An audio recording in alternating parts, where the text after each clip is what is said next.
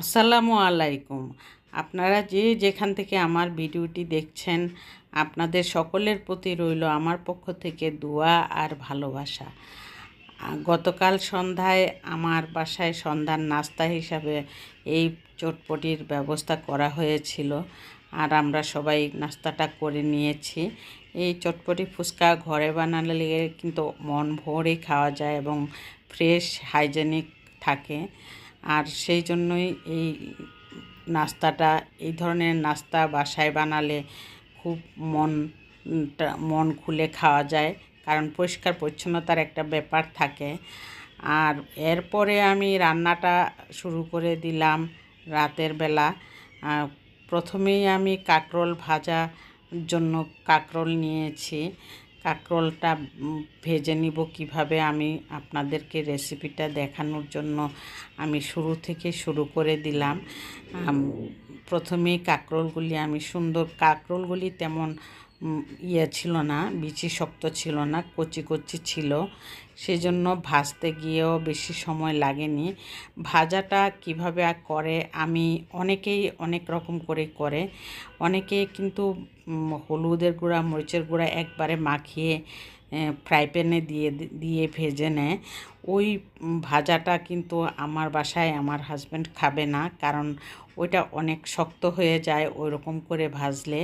সেজন্য আমি প্রথমে কি করি, প্রথমে ধুয়ে টুয়ে পরিষ্কার করে তারপরে আমি এখানে হলুদের গুঁড়া আর লবণ আর অল্প একটু পানি দিয়ে আমি সিদ্ধ করে নিই। সিদ্ধ করে নিলে কি একদম মনে হয় তুলতুলা নরম থাকে, আর উপর দিয়ে ক্রিস্পি করে ভেজে নিলে টেস্ট অনেক ভালো লাগে, নরমও থাকে আবার উপর দিয়ে ক্রিস্পিও থাকে। সিদ্ধ করে তারপরে আমি প্রতিটা কাঁকরোল ভাজা আমি ফ্রাই প্যানে এইভাবে বিছিয়ে দিয়েছি। দেওয়ার পর আমি হলুদের গুঁড়া ছাড়া আর কিছুই দিইনি। আমি বেগুন ভাজা আর কাঁকরোল ভাজা, করলা ভাজি, এগুলিতে আমি কোনো মরিচ দেই না, কারণ মরিচ দিলে দেখা যায় ভাজার সময় অনেক সমস্যা হয় বাসায়। সেজন্য কাঁচামরিচ দিয়ে খাই আমরা খাওয়ার সময়, বোম্বাই মরিচ বা কাঁচামরিচ।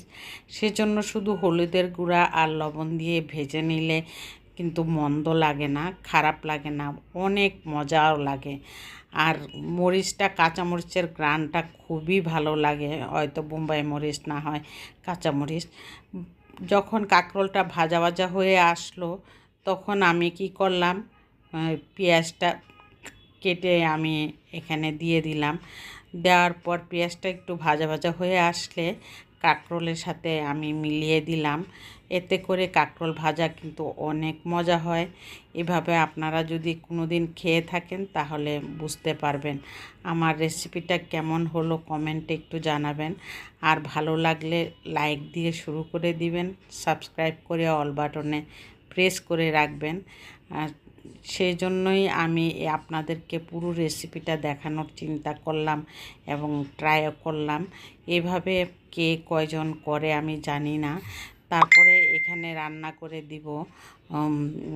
রান্না করতে আমি কড়াই বসিয়ে দিয়েছি। এই পর্যাপ্ত পরিমাণে পেঁয়াজ দিয়ে আমি অনেক তেল দিয়ে বসিয়েছি। এখানে আমি কলিজা রান্না করব, খাসির কলিজা কিন্তু মাঝে মাঝে রান্না করলে অনেক মজা হয়। আর এই কলিজাটা জন্য এখানে আমি একটু হলুদের গুঁড়া দিয়ে আমি এখন পানি দিয়ে দিব। তারপরে আমি অনেক মশলা দিয়ে সুন্দর করে রান্নাটা করার চেষ্টা করব। আর এই কলিজা ভুনাটা কিন্তু অনেক ভালো লাগে। এখানে এলাচি, দারচিনি দিয়ে দিলাম। দেওয়ার পর আমি মরিচের গুঁড়া, আদা রসুন পেস্ট, ধনিয়ার গুঁড়া, ভাজা জিরার গুঁড়া, এগুলি সবই দিব আমি আস্তে আস্তে দিয়ে মশলাটা কষিয়ে তারপর আমি এখানে কলিজাটা ডাইরেক্ট দিয়ে দিব।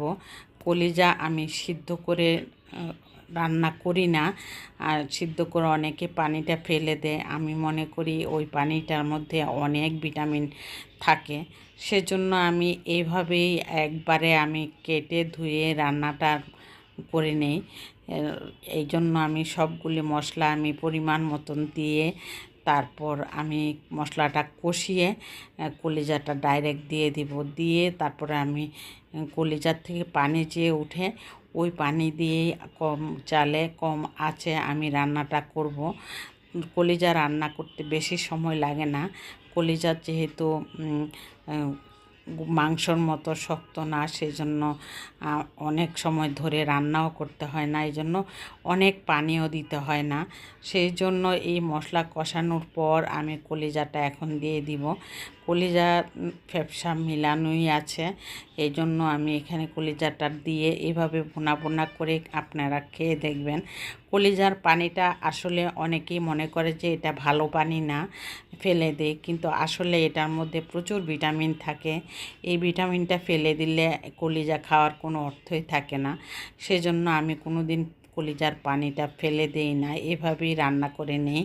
কিন্তু এতে করে কোনো খারাপ লাগে না, অনেক মজা হয়। কলিজার ভুনাটা কিন্তু অনেক মজার সাথে রুটি পরোটার সাথে অনেক খাওয়া যায়, এবং গরম ভাত দিয়ে পোলাও দিয়ে কিন্তু কলিজা ভুনা অনেক মজার হয়।